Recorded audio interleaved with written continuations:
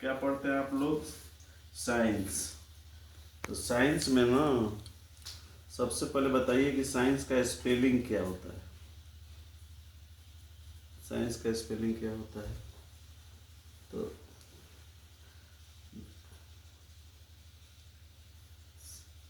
Science का spelling पहले आप जानिए। SCIENC। साइंस, विज्ञान। अब साइंस में कौन कौन सब्जेक्ट होते हैं? अगला क्वेश्चन, कितने साइंस में कौन कौन सब्जेक्ट होता है? तो साइंस में ना फिजिक्स, केमिस्ट्री, मैथमेटिक्स और बायोलॉजी लोग कहते हैं, लेकिन मैथमेटिक्स ना साइंस नहीं है। फिजिक्स, केमिस्ट्री और बायोलॉजी, और एक और विषय है जियोलॉजी। जियोलॉजी, ये चार ही साइंस है।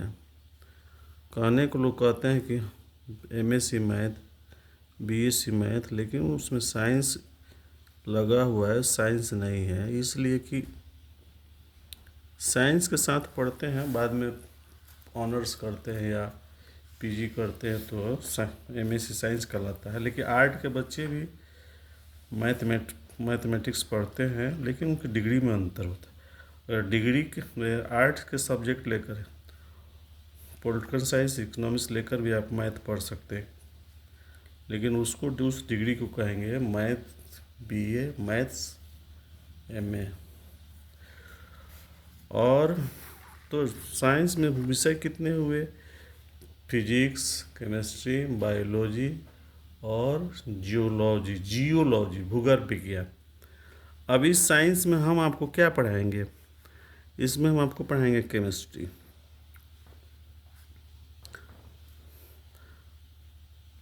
इसको भी छोड़ दीजिए, थोड़ा आगे बढ़ गए। अब प्रश्न है कि साइंस किसे कहते, क्यों इसका नाम साइंस पड़ा? आप हिंदी को साइंस क्यों नहीं कहते हैं? आप पॉलिटिकल साइंस को साइंस क्यों नहीं कहते हैं? नहीं, हिस्ट्री को साइंस क्यों नहीं कहते हैं? इंग्लिश को साइंस क्यों नहीं कहते हैं? तो सबसे पहले साइंस किसे कहते हैं? कौन बताएगा? कोई बताए? तो नहीं, तो सुन लीजिए, साइंस किसे कहते हैं। तो परीक्षणों पर आधारित क्रमबद्ध ज्ञान को विज्ञान कहा जाता है। क्या हो भाई? टेस्टेड हो और फॉर्मुलेटेड हो और सिस्टमेटिक हो, उस तरह के नॉलेज को ना साइंस कहते हैं। तो परीक्षणों पर आधारित क्रमबद्ध ज्ञान को विज्ञान कहा जाता है। तो ऐसा सब्जेक्ट जो टेस्टेड हो, फॉर्मुलेटेड हो, सिस्टमेटिक हो और जिसका प्रूफ हो, वह साइंस कहलाता है। द टेस्टेड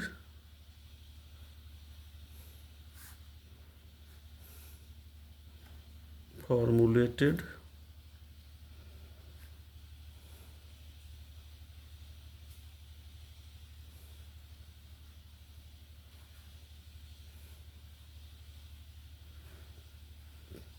and systematic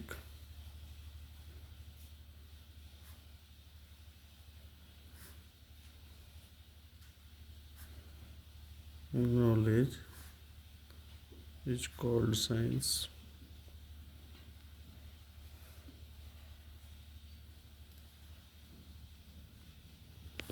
ठीक, तो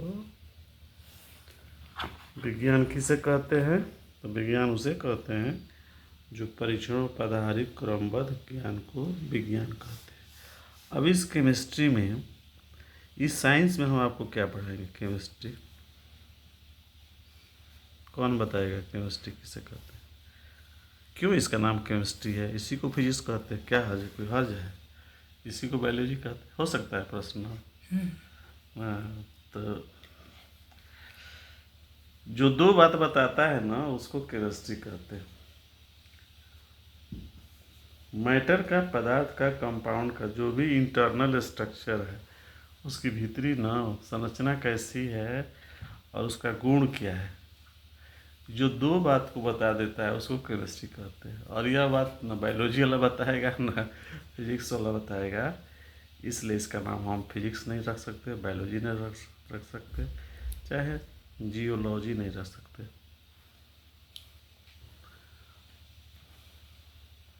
तो विज्ञान की वह शाखा जो किसी पदार्थ की ना आंतरिक संरचना और गुणों का अध्ययन करते हैं, उस सब्जेक्ट को केमिस्ट्री कहते हैं।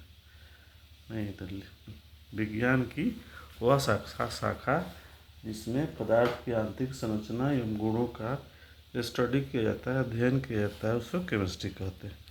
तो क्या होगा? That branch of science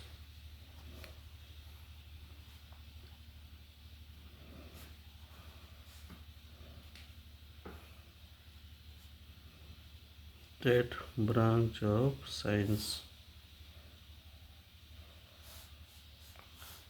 branch of science which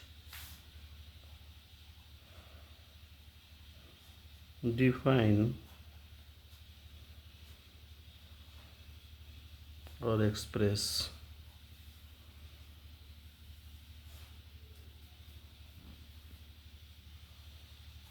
internal structure as well as properties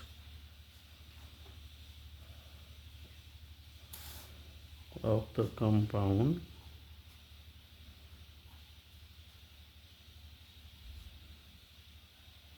is called chemistry।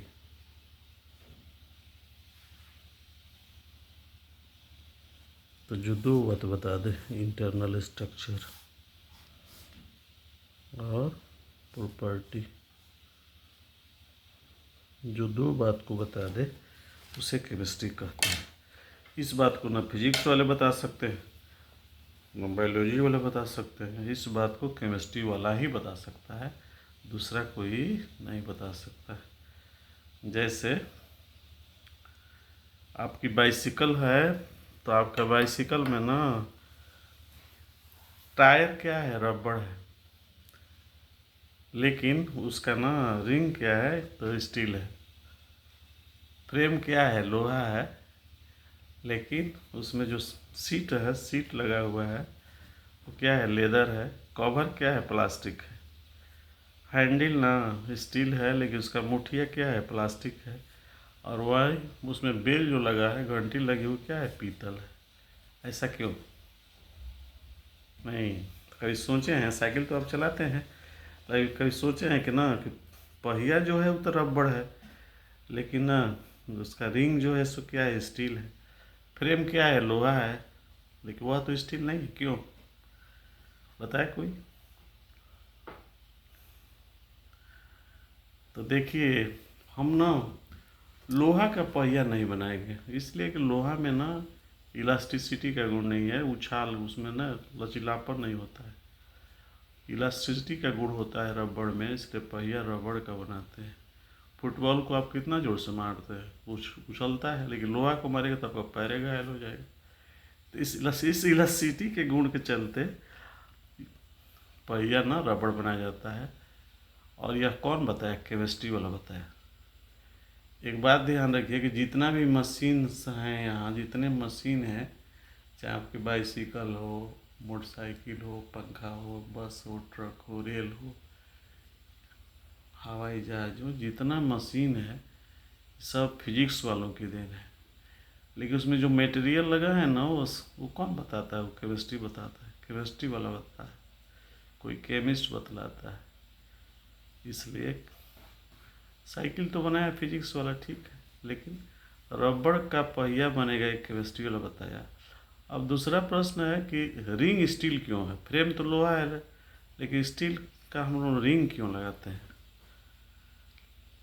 तो पहिया ना कीचड़ में, पानी में घुसता है, इसलिए उसमें जंग लगने की संभावना ज़्यादा है। अगर लोहा का होता उसमें जंग लग जाएगा, रस्टिंग हो जाएगा, लेकिन स्टील में ना संभावना क्षीण है, इसलिए केमिस्ट्री वाले ने कहा कि पहिया रबड़ का लगाना, लेकिन रिंग जो है वो स्टील, इसलिए स्टील का रिंग होता है, लेकिन फ्रेम लोहा को पानी से टच नहीं होता है, उसका संपर्क बहुत कम है। अब ना लेदर क्या है, सीट क्या है, लेदर है, लेकिन कवर क्या है, प्लास्टिक है। क्यों? प्लास्टिक से ना मजबूत होता है चमड़ा, तो उसका ना वजन पड़ता है, इसलिए कहा ना केमिस्ट्री वाला कहा कि लेदर का तो ना सीट बना लो, लेकिन प्लास्टिक का कवर लगा लेना। अब प्रश्न है कि क्यों, बता सकते हो? प्लास्टिक का कवर इसलिए कि प्लास्टिक वाटर प्रूफ होता है। वाटर प्रूफ होता है तो पानी गिरेगा तो भीगेगा नहीं, बरसात में अगर पानी लग भी जाएगा तो भीगेगा नहीं, आपका कपड़ा में दाग लग जाएगा। इसलिए केमिस्ट्री वाले ने बताया कि सीट तो लेदर का बनाना, लेकिन उसका कवर प्लास्टिक का। अब हैंडल तो स्टील है, लेकिन मुठिया उसका जो होता है ना वो प्लास्टिक होता है। क्यों? इसलिए कि स्टील ना गुड कंडक्टर होता है, वो सुचालक होता है, गर्मी के दिन में गर्म हो जाएगा, ठंडा के दिन में पाला हो जाएगा, साइकिल चलाना सुविधा होगी। इसलिए प्लास्टिक लगा लेना। हैंडल में ना जो मुठिया होता है वो प्लास्टिक का होता है, इसलिए कि वो बैड कंडक्टर होता है, ना गर्मी में गर्म होगा ना ठंडा में पाला होगा, तो आराम होगा। तो ऐसा केमिस्ट्री वाला उसको बताया। फिर इसी में देखते हैं, साइकिल में ही देखते हैं कि घंटी तो पीतल है लेकिन हैंडल स्टील है, ऐसा क्यों? तो लोहे की अपेक्षा, स्टील की अपेक्षा ब्रास पीतल ज़्यादा आवाज़ करता है, इसलिए आपके स्कूल की घंटी चाहे पूजा की घंटी भी पीतल की होती है, इसलिए घंटी पीतल का लगाया जाता है। उसका आवाज़ ज़्यादा होगा तो वाइब्रेशन उसमें ज़्यादा होता है, दूर तक आवाज़ जाएगी। तो ये हुआ ना प्रॉपर्टी हुआ। तो इस प्रॉपर्टी को केमिस्ट्री बताता है। बच गई तो प्रॉपर्टी की बात हुई इंटरनल स्ट्रक्चर। वाटर, जैसे ना वाटर, तो वाटर का फार्मूला तो रिक्शा वाला भी जानता है, H2O होता है, लेकिन ये फार्मूला हुआ वह इसकी बनावट क्या होती है, भीतरी बनावट क्या है, भीतरी संरचना क्या है। तो मैं दो बनाता हूँ, एक सही और एक गलत। आपको बताना है कि which is right and which is wrong, और then question is arises here why.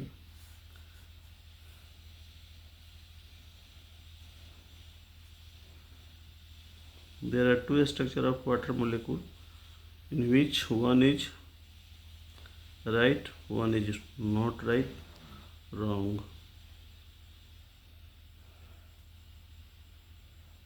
तो वाटर का इंटरनल स्ट्रक्चर है। अब प्रश्न है कि इसमें कौन सही है।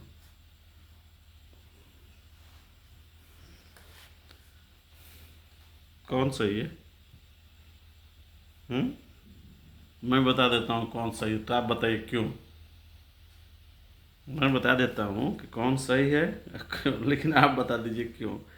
देखिए ये सही है, ये करेक्ट है, ये इनकरेक्ट है। अब प्रश्न है कि क्यों।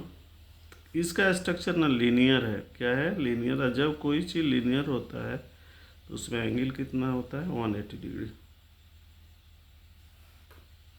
और ये ना एंगुलर है, चाहे वी शेप कहिए, चाहे एंगुलर कहिए, चाहे कोणीय कहिए। तो इसमें एंगल जो है ना 104.5 डिग्री का होता है, 104.5 डिग्री होता है। तो देखिए इसका ना गलत हो गया, ये 180 है और ये 104.5 डिग्री होता है। तो ये पानी का ना स्ट्रक्चर ये होता है। अब प्रश्न है कि क्यों। तो देखिए ये इसको कहते हैं हम लोग बॉन्डेड इलेक्ट्रॉन। ये जो वाटर में 6 है, 2 2 4 5 1 6, तो 6 इलेक्ट्रॉन में 2 तो बॉन्डेड है, ये ना बॉन्डेड नहीं, इसको कहते हैं इलेक्ट्रॉनों की निर्जन जोड़ी, लोन पेयर ऑफ इलेक्ट्रॉन। ये एक दूसरे को ना विकर्षित करते हैं। और ठीक आप ही वैसे ही जैसे आप ना किसी को देखते हैं, अपने आदमी को देखकर खुश हो जाते हैं, लेकिन कोई आपसे ना उसका मन नहीं मिलता है तो उसको देखते हैं तो क्या मुंह बनाते हैं, ना खुश होते हैं। इसलिए बॉन्डिंग बॉन्डिंग इलेक्ट्रॉन में तो आकर्षण है, लेकिन नॉन बॉन्डिंग में क्या होता है, डिसट्रैक्शन, विकर्षण होता है। इसलिए टेढ़ा हो जाता है, एक दूसरे को रिपेल करता है, विकर्षित करता है, इसलिए लीनियर नहीं होगा, ये एंगुलर होगा। तो ये हुआ वाटर का स्ट्रक्चर, इंटरनल स्ट्रक्चर। अब इसी तरह आप किसी का भी बना सकते हैं। अमोनिया हुआ, अमोनिया हुआ। तो देखो सीख लो एक स्ट्रक्चर बनाते भी कैसे हैं। जो लेस होता है ना, जो कम होता है, उसको बीच में रखते हैं, मिडल में रखते हैं। देखो यहाँ ऑक्सीजन एक है, हाइड्रोजन दो है, इसको बीच में कर दो, तो नाइट्रोजन हुआ, एक हुआ। अब इसका वैलेंस टर्न कितना होता है, 5 होता है।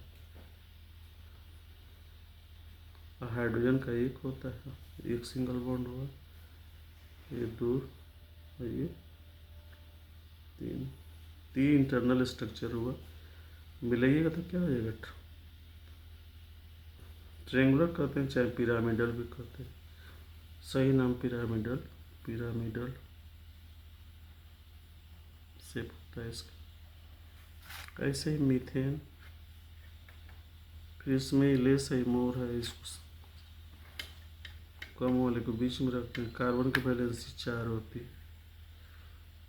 आमने सामने इलेक्ट्रॉन्स इक्वल होने चाहिए, यहाँ एक है तो यहाँ एक, यदि संभव हो तब। अगर 5 में तो नहीं हुआ, लेकिन 6 में हो जाएगा। देखो यहाँ 2 है तो यहाँ 2 है, यहाँ एक, यहाँ एक, आमने सामने सिमिलर इलेक्ट्रॉन होना चाहिए यदि संभव। तो यहाँ संभव है तो यहाँ ना 4 है तो यहाँ कर दो। और एक हाइड्रोजन का एक इलेक्ट्रॉन, 4 का क्या हो जाएंगे, 4 ना कोवेलेंट बॉन्ड बनाएगा। तो इसका ये इंटरनल स्ट्रक्चर हुआ कि वाटर मीथेन में ना 4 ना सिंगल कोवेलेंट बॉन्ड होते हैं। अब इसको मिलाइएगा तो इसका शेप मिल जाएगा, टेट्राहेड्रल, टेट्राहेड्रल इसका शेप होता है। तो ये 2 बात जो प्रॉपर्टी बता दे और इंटरनल स्ट्रक्चर बता दे, उसको क्या कहते हैं, तो केमिस्ट्री कहते हैं। उसके लिए इसको फिजिक्स नहीं कर सकते, बायोलॉजी से। तो ये तो